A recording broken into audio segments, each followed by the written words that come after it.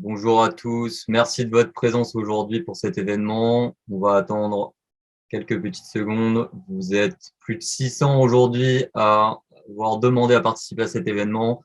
On est très heureux de vous avoir avec nous pour le lancement de l'offre Boost. Si vous avez des questions, du coup, vous avez un espace dédié aux questions-réponses. On prendra du coup les questions un petit moment à la fin de l'événement pour discuter et répondre à vos questions. N'hésitez pas à les déposer pendant la session et on y reviendra à la fin de l'événement. Je suis Valentin Malmanche, marketing manager chez Bimenco.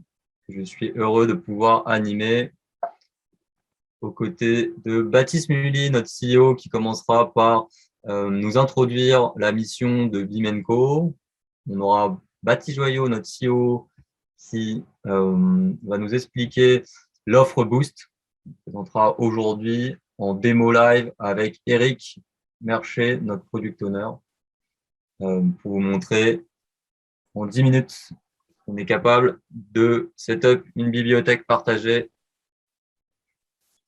Et c'est parti, bonjour à tous. Alors, moi, je suis Baptiste Mully, je suis ingénieur en bâtiment, je suis directeur général de la société Bimenco. Je suis responsable, entre autres, de la partie R&D et développement de produits chez Bimenco.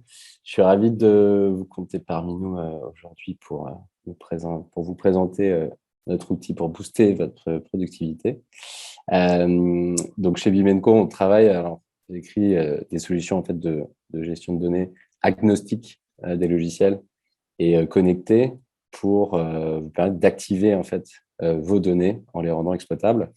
Ça, c'est ce sur quoi on travaille chez Bimenco. La société a été créée en 2015. On est maintenant plus de 25 dans l'entreprise, basée essentiellement à Paris, en Normandie, donc en France, en Espagne aussi et en Asie du Sud-Est.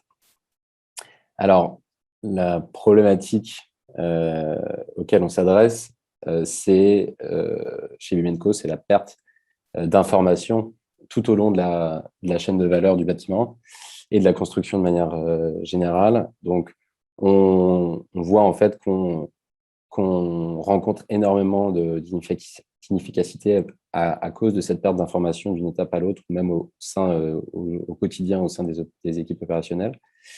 Et donc, c'est la mission de Bimenco.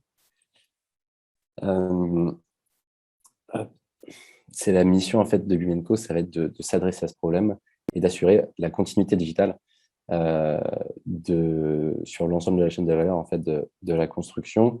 Donc, via ces briques, on accueille, en fait, on essaie d'accompagner nos clients pour répondre aux défis de transformation digitale et de transformation un peu de nos méthodes, dont le BIM fait partie. On a commencé par développer dans ce cadre-là une plateforme d'interopérabilité pour les données produits, donc des fabricants de la construction, avec notre plateforme bimenco.com. Et on continue aussi à travailler sur notre technologie et de mettre à disposition cette technologie à nos clients pour activer leurs données. Donc, activer leurs données, c'est les rendre accessibles, les rendre utiles, les rendre actionnables directement dans les logiciels métiers ou dans les systèmes d'information utilisés par nos clients, là où en fait les équipes en ont besoin, sans avoir à forcément ressaisir constamment, fiabiliser un petit peu cette donnée. Et voilà, donc c'est sur cette mission que l'entreprise travaille aujourd'hui. Et je vais passer la main à Baptiste Joyot qui va nous expliquer un peu plus l'offre.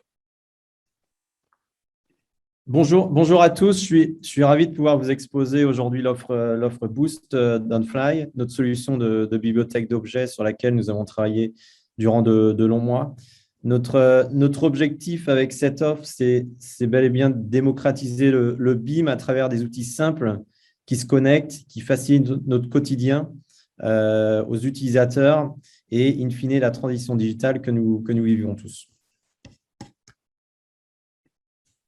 Alors, jusqu'à présent, nos solutions s'adressaient aux entreprises, aux fabricants, aux architectes, aux ingénieurs, les plus matures dans le domaine du BIM, comprenant une bibliothèque d'objets connectés, gérée avec des datas harmonisées, le plus souvent à la pointe. C'est ainsi que nous sommes très fiers d'accompagner des grandes marques leaders innovantes sur le secteur, comme Aegis, Rexel ou encore ArcelorMittal, qui sont présents sur l'ensemble de la chaîne de valeur de la construction. Petit à petit, bout de données par bout de données, projet par projet, notre mission de la continuité digitale devient chaque jour un peu plus la mission qui se réalise. Alors, nos solutions, elles fournissent un gain de temps et de productivité incroyable entre une gestion traditionnelle avec serveur ou SharePoint que vous pouvez voir sur la gauche et une gestion modernisée par OnFly que vous pouvez voir ici au milieu et sur la droite.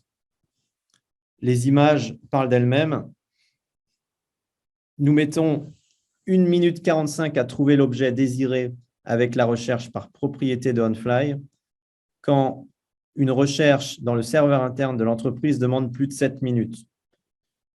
Quand nous savons que nous passons beaucoup de temps sur une journée à rechercher, ce temps gagné, cumulé, devient un atout stratégique majeur pour les entreprises s'engageant dans cette voie. C'est un cas concret impactant la vie de nos clients et utilisateurs qu'on vous montre aujourd'hui.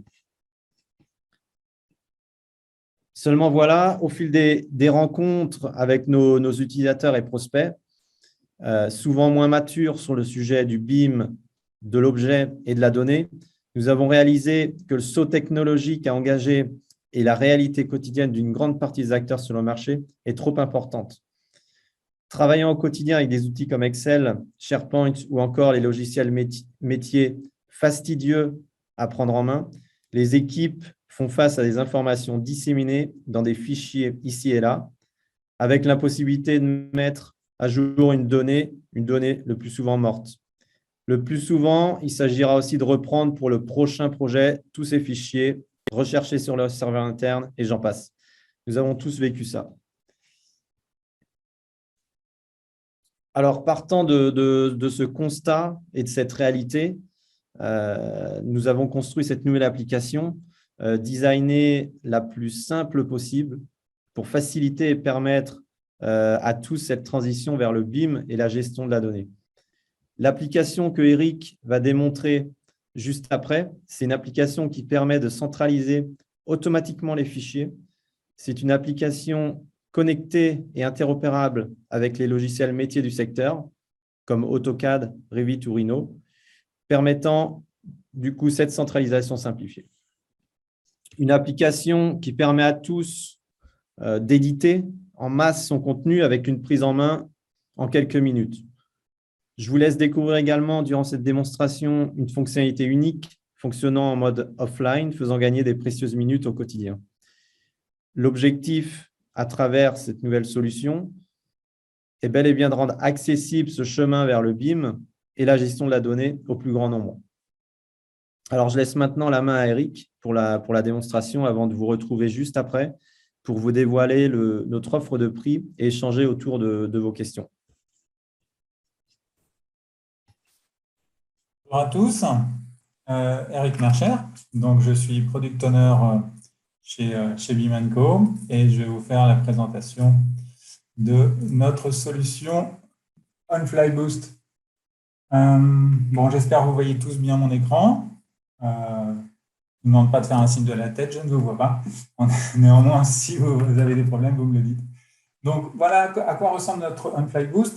Avant tout, c'est donc une bibliothèque de votre contenu. Comme vous pouvez le voir ici sur cet écran, on a des objets AutoCAD, on a des objets Revit dans différentes versions. C'est bien là l'esprit de OnFly Boost, c'est-à-dire de centraliser les données à la fois BIM mais également CAD de l'entreprise. On a ici l'accès, par exemple, au téléchargement du plugin. Le plugin est multilogiciel et pourra intégrer ce plugin dans l'ensemble de notre gamme pour l'instant, donc AutoCAD, Revit et Rhino, et nous permettra d'uploader, downloader des objets sur la plateforme. La plateforme qui est voulue très simple, avec ici une recherche de contenu, avec des demandes de contenu, on verra juste après en quoi ça consiste, une messagerie interne qui permet aux collaborateurs de discuter, une partie aide en ligne et une partie administration. Je vais démarrer par cette partie administration parce que dans le cadre d'une plateforme, la gestion des utilisateurs est très importante. On a ici, par exemple, 2 utilisateurs et on voit ici, je vais pouvoir gérer leur rôle.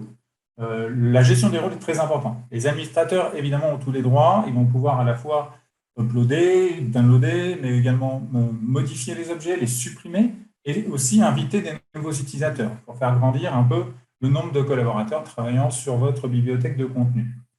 On va pouvoir inviter des nouveaux membres et on va pouvoir gérer les invitations en attente également dans cette partie-là. Comme je vous l'ai dit, la partie administrateur a tous les droits et le premier droit, ça va être de commencer à enrichir la base de données. On va donc basculer sur Revit. Je pense que vous connaissez tous ce fichier-là. J'ai donc ici mon menu, mon bandeau, Bimenco, et je vais vous présenter 3 façons dont on va pouvoir uploader les objets.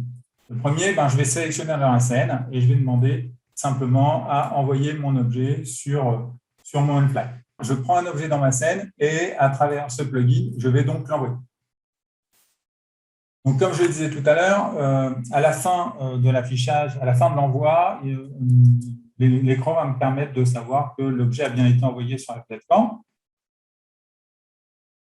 Et là, je l'ai choisi. J'en ai pris qu'un parce que effectivement, le fait d'envoyer prend du temps, mais je pourrais en sélectionner plusieurs. Ça, ce n'est pas un souci. Je peux en sélectionner plusieurs dans la scène. C'est vrai que ce panneau est toujours revenu. Voilà. Je peux également, ici, en cliquant directement sur ce bouton, afficher les différentes catégories de Revit et venir choisir, par exemple, dans le mobilier, je vais prendre la chaise et je vais prendre la table basse et je vais les envoyer. Donc, vous voyez, là, je peux choisir différentes catégories, cocher directement la catégorie, tous les objets de cette catégorie sont envoyés. Ça, c'est au choix, évidemment. À nouveau, on travaille à partir d'un projet. On peut également le faire, d'ailleurs, à partir de l'éditeur de famille. Le plugin fonctionne également dans l'éditeur de famille de Revit. J'ai effectivement ici un résumé de ce qui a été envoyé sur la plateforme. Mais évidemment, quand on va démarrer, on ne va pas travailler comme ça. On a généralement nos fichiers sur des disques durs ou sur des SharePoint quelque part, et on va devoir les sélectionner directement. Donc, on a un autre outil qui permet ici d'uploader directement un dossier. Donc, je vais aller chercher sur mon disque dur un dossier et je vais demander à l'uploader. Et cette fois-ci, vous voyez, je ne suis pas obligé de mettre l'objet dans la scène, je vais directement chercher mes fichiers. Mais le process est le même. C'est-à-dire qu'on va scanner l'objet, on va en tirer toutes les informations nécessaires pour pouvoir les afficher dans la plateforme. On va le scanner complètement au niveau de ses types, au niveau de ses paramètres, au niveau des valeurs de ces paramètres, et tout ceci va se retrouver dans la plateforme. Et j'ai effectivement ici les 2 objets qui étaient dans mon dossier qui ont bien été uploadés. D'ailleurs, si je viens sur la plateforme, cette fois-ci, demande à afficher les fichiers, je retrouve bien mon sofa que j'ai envoyé en cliquant dans la scène, les 2 chaises, la chaise et la table basse que j'avais envoyées à travers les catégories et les 2 objets que j'ai envoyés à travers le dossier. Ces 5 objets viennent effectivement, les dates c'est bien ceux du jour, et je ne triche pas.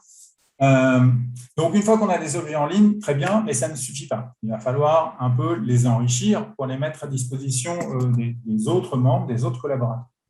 Donc, on va passer sur la deuxième rubrique qui est la gestion des objets. La gestion des objets va me permettre d'enrichir ces objets à plusieurs niveaux. On va les enrichir en termes de classification. On va ensuite les enrichir puisqu'on va les publier. Un objet qui n'est pas publié n'est donc pas valide et donc ne sera pas visible côté membre.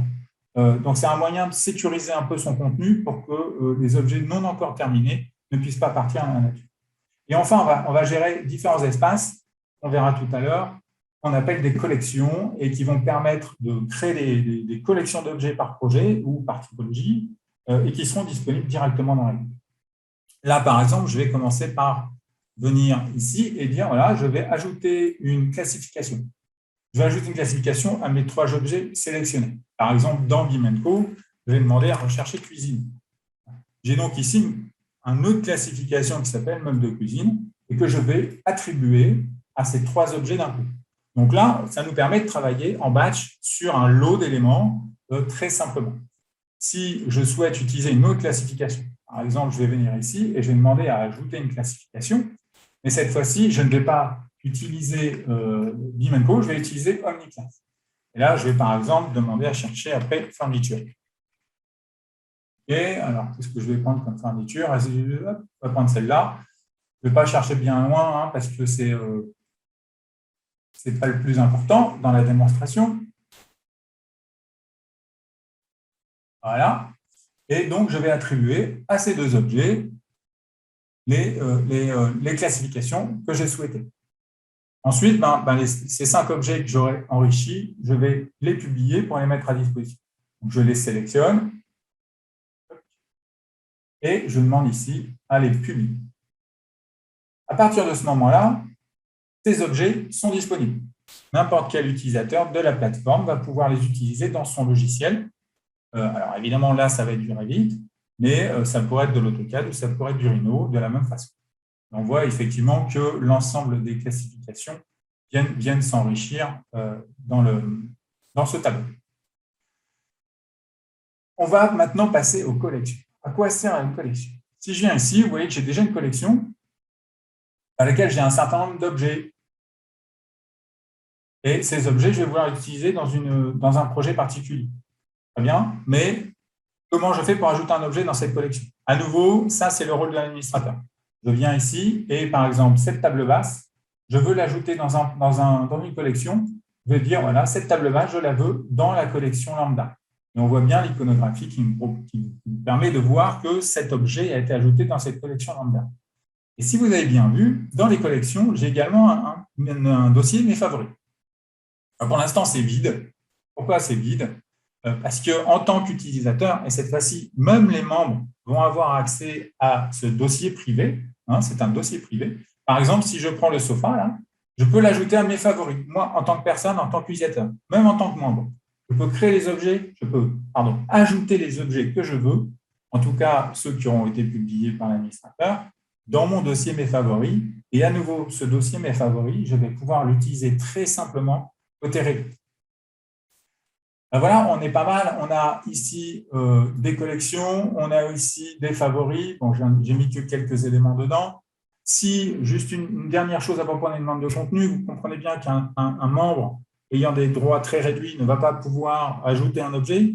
Donc, s'il manque un objet pour réaliser son projet, il va falloir qu'il fasse la demande. Et donc, avec ces demandes de contenu, on va simplement lui permettre de remplir un formulaire qui va être pris en charge par la suite par les administrateurs afin de créer l'objet qui lui manque. J'ai également passé sous silence la partie tag qui permet d'enrichir les objets. Donc, c'est une autre forme d'enrichissement d'objets, mais ce n'est pas fondamental. On va maintenant retourner côté Revit et voir un peu comment on utilise tout ça. Parce qu'il y a quelque chose qui est important. On va pouvoir ajouter un objet. Alors, quand je vais ajouter un objet, vous voyez que je retrouve exactement la même interface que j'avais sur le site web, finalement. Et si je cherche, par exemple, un objet, je vais chercher, par exemple, l'Oculus. Et là, je vais trouver un objet qui s'appelle Oculus. Vous voyez que quand je clique dessus, je vais avoir pas mal d'informations sur cet objet. Quand je vous parlais tout à l'heure de scanner les éléments, de scanner les familles pour en tirer toutes les informations, on va les retrouver là. On va retrouver, alors déjà, les classifications dont je parlais tout à l'heure. On va retrouver la version du logiciel et sa catégorie Revit. Mais on va également retrouver ici l'ensemble des paramètres qui sont intégrés à l'objet. Et ça va me permettre de faire des choix. C'est-à-dire que quand je vais vouloir télécharger un objet, je vais pouvoir le choisir en fonction de choses réelles contenues dans l'objet, puisque je vais pouvoir le voir. D'accord ? Je vois à chaque fois les paramètres. Je vois également le type de paramètres. Ça, c'est plus pour les techniciens Revit qui ont à gérer la base de données des paramètres, notamment les fichiers de paramètres partagés. On a également des paramètres de famille, également les paramètres partagés. Et ce petit logo ici permet de savoir que c'est un paramètre de type ou un paramètre d'instance en fonction des paramètres. J'ai également ici la partie variante, ce que nous on appelle variante, qui sont en fait les types dans Revit. Et évidemment, lorsque je vais changer, si j'affiche l'animation, on verra un petit peu mieux. Lorsque je vais changer de variante, je vais bien vérifier que j'ai bien les nouvelles valeurs de cette variante-là. Donc, tout est géré au sein de la plateforme on-prem. J'ai également la possibilité de faire une preview de l'objet, c'est-à-dire que là, vous voyez, je suis toujours dans mon plugin. Donc, avant même de télécharger quoi que ce soit, je vais pouvoir visualiser, rechercher par plusieurs moyens. Je vous ai montré ici une recherche très simple, mais on va également utiliser les filtres. Alors, en cliquant sur ce bouton, je vais afficher les filtres. Je vais, par exemple, aller chercher dans la classification Revit, je vais aller chercher les portes. Voilà, je vais prendre une porte. Et là, je vais donc filtrer l'ensemble des objets Revit qui s'affichent ici et qui sont compatibles avec ma version actuelle, évidemment. Et je vais prendre par exemple cette porte. Voilà. Et bien, tu vais tout simplement demander à la télécharger. Et elle est au bout de ma souris. Voilà, il faut qu'elle se télécharge. Je vais pouvoir la positionner dans ma scène où je veux. Voilà, c'est un simple clic à faire. Si je passe sur la vue numéro 2, je vais également demander à télécharger. Cette fois-ci, je ne vais plus chercher une porte, je vais aller chercher une fenêtre.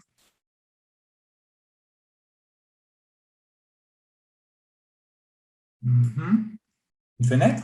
Et là, alors j'ai un certain nombre de fenêtres qui s'affichent, j'en ai 19, mais là, je voudrais affiner un peu. Et là, je vais aller chercher un paramètre, la valeur d'un paramètre. Par exemple, je vais chercher une fenêtre, une certaine largeur. Vous voyez ici s'afficher l'ensemble des paramètres qui sont inclus dans les objets affichés. Donc, au fur et à mesure, on va filtrer, c'est comme un entonnoir, on part avec l'ensemble des objets, on va filtrer par classification, on va filtrer par paramètre, et on peut même filtrer par valeur de paramètre, c'est-à-dire que si je clique largeur, on va me proposer l'ensemble des valeurs qui sont portées par ce paramètre. Et donc, moi, je vais choisir, par exemple, 1800. Et là, je n'ai plus que 2 objets à utiliser dans ma scène. Je peux choisir celui-là et demander à le télécharger, par exemple. Et je vais pouvoir tout de suite l'utiliser dans ma scène en le positionnant. Tout est un peu lent, mais je suis désolé. Aller beaucoup plus vite en répétition.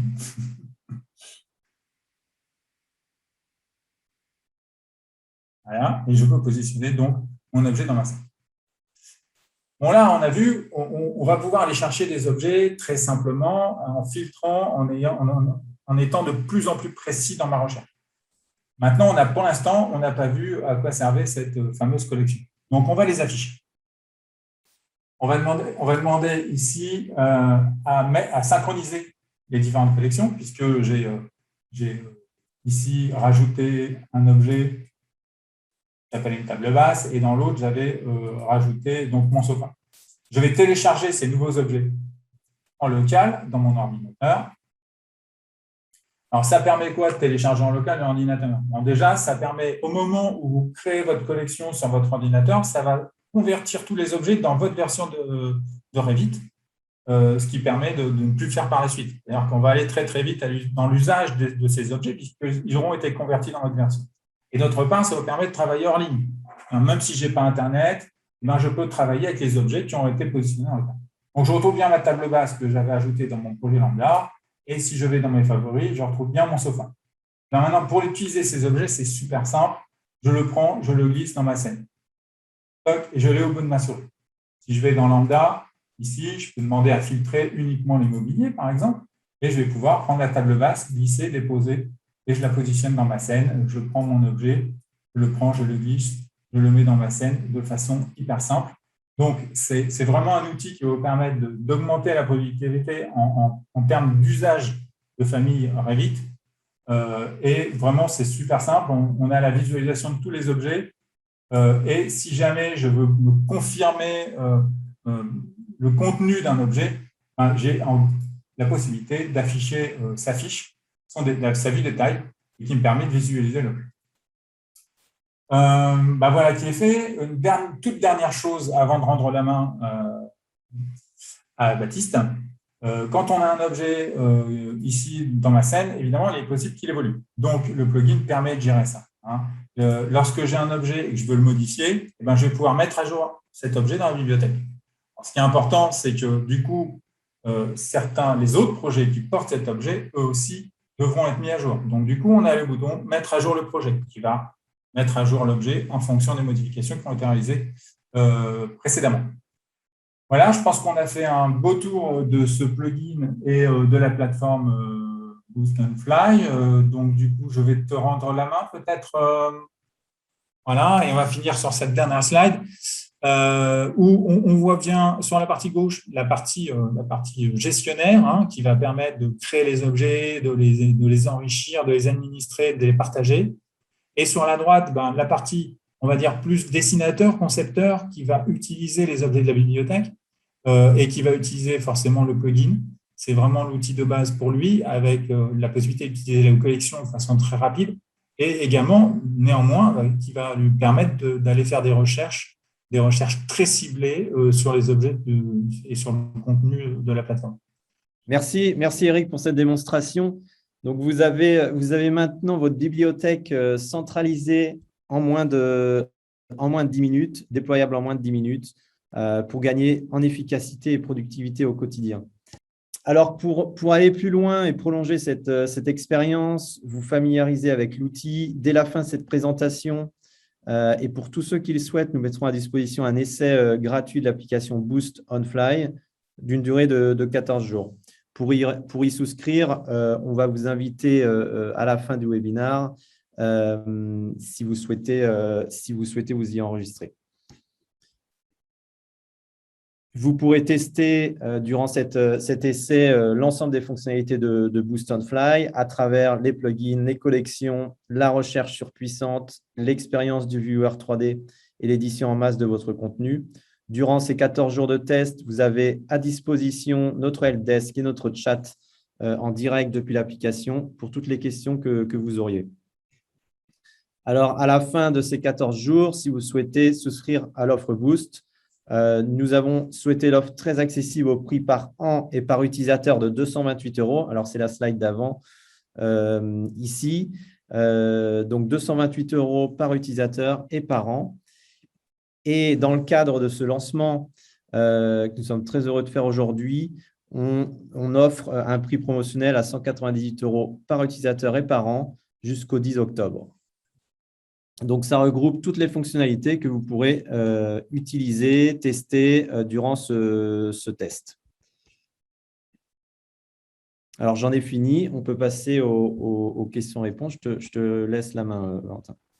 Merci Baptiste et merci à tous pour vos questions. On a beaucoup de questions qui ont été demandées en privé et d'autres en public. Alors, je vais pas pouvoir y répondre, on va pas pouvoir tous les prendre, pardon, mais on reviendra vers vous pour les questions qui n'ont pas été répondues en direct par mail. Et donc pour commencer, une petite question.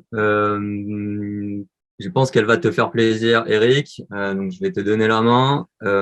Thierry Parino nous demande quid des utilisateurs d'Archicad. Valentin, je vais prendre la réponse. Sur Archicad, on sortira un plugin vers mi-octobre pour connecter la plateforme à Archicad. Voilà.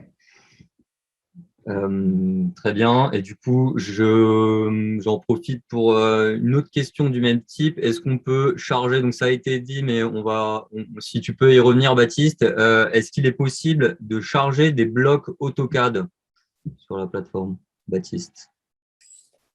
Oui, il est possible. En fait, le plugin AutoCAD permet de gérer de la même manière que sur Revit une bibliothèque de blocs avec la même recherche, etc.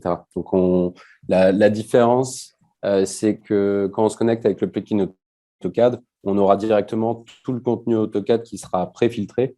Donc, en fait, on verra que les informations qui sont compatibles avec son logiciel.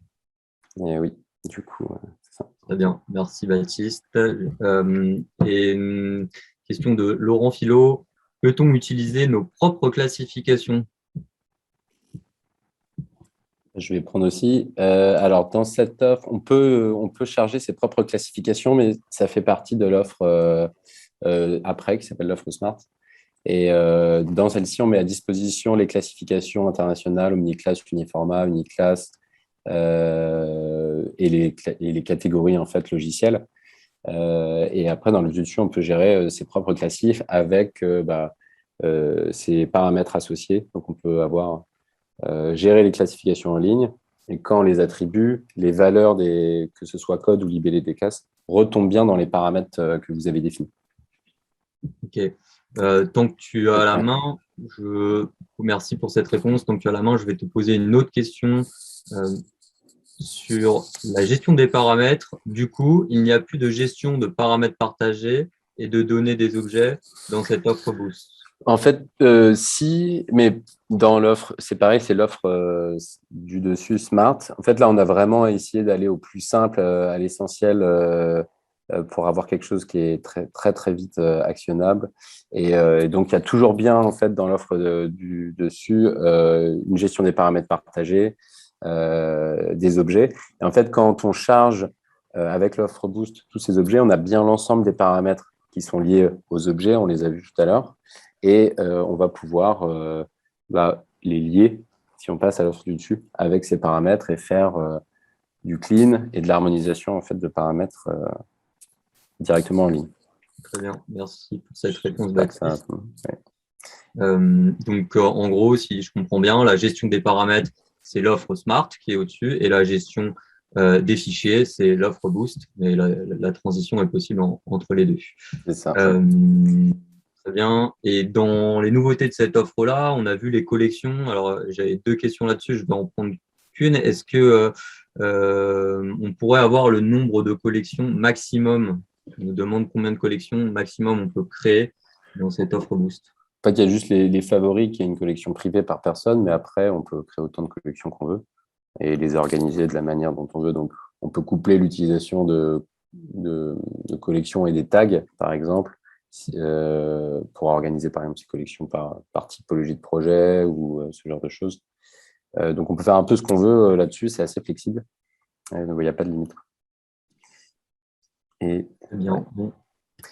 On reviendra vers les autres questions. Oui. Je peux juste peut-être prendre les 2 qui ont été pris en public, enfin au moins la partie catalogue de type. En fait, on va récupérer aussi les informations bientôt à l'upload, donc lors de la mise en ligne, les fichiers texte de catalogue de type directement pour intégrer ensemble et visualiser l'ensemble des données en ligne.